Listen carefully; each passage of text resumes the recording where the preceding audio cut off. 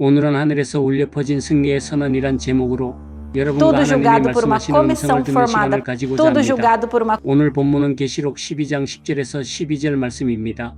본문을 다시 한번 보시게 되면 내가 또 들으니 하늘에서 큰 음성이 나서 이르되 이제 우리 하나님의 구원과 능력과 나라와 또 그의 그리스도의 권세가 이루었으니 이는 우리 형제들을 참소하던 자 곧 우리 하나님 앞에서 밤낮 참소하던 자가 쫓겨났고 또 여러 형제가 어린 양의 피와 자기들이 증언하는 말씀으로써 그를 이겼으니 그들은 죽기까지 자기 생명을 아끼지 아니하였도다. 그러므로 하늘과 그 가운데 거하는 자들은 즐거워하라. 그러나 땅과 바다는 화 있을진저 이는 마귀가 자기의 때가 얼마 남지 않은 줄을 알므로 크게 분내어 너희에게 내려갔음이라 하더라. 오늘 본문은 요한계시록 중에서도 가장 극적인 장면 중 하나로 하늘에서 큰 승리의 선언이 울려 퍼지는 장면입니다. 이 선언은 단순히 하늘에서만 이루어진 사건이 아니라 이 땅에 살아가는 우리에게도 깊은 영적 교훈과 도전을 줍니다.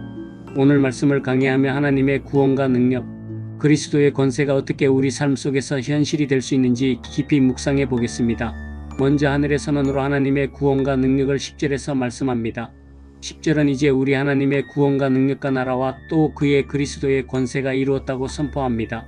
구원은 단순히 개인의 영혼 구원을 넘어 하나님의 온전한 통치를 의미합니다. 능력은 하나님께서 그의 백성을 보호하시고 악한 세력을 물리치시는 강력한 힘을 나타냅니다. 나라는 하나님의 다스림이 온전히 이루어지는 상태를 말하며 그리스도의 권세는 예수님께서 십자가와 부활을 통해 얻으신 승리를 가리킵니다.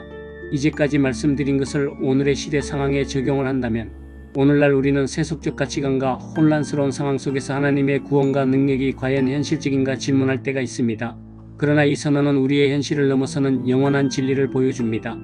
예를 들어 경제적 어려움과 전쟁의 위협 속에서도 하나님은 그의 백성을 지키시고 구원의 길을 열어가고 계십니다. 질문을 합니다. 여러분은 하나님의 구원과 능력을 내 삶 속에서 어떻게 경험하고 있는가요? 내 삶의 주권이 온전히 하나님께 있음을 믿고 있는가요? 그 다음으로는 사탄의 패배와 성도의 승리에 대해서 말씀합니다.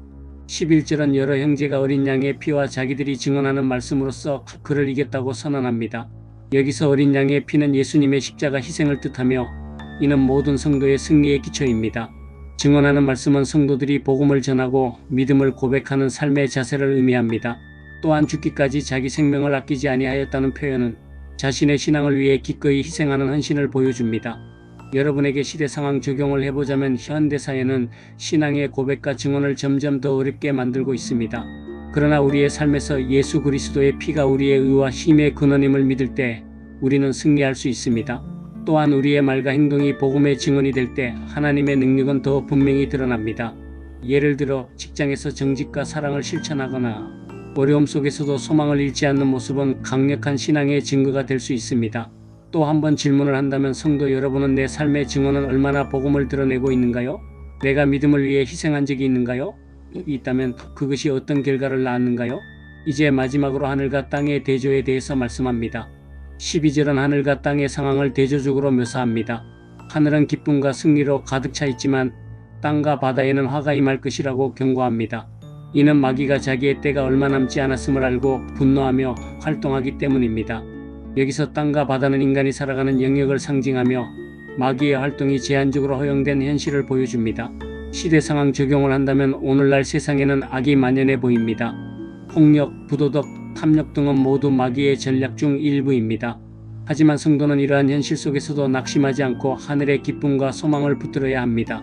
우리의 싸움은 이 땅에서의 전투에 머무르지 않으며 결국 승리는 이미 확정되었습니다. 이는 우리가 믿음 안에서 더욱 굳건히 서야 하는 이유입니다.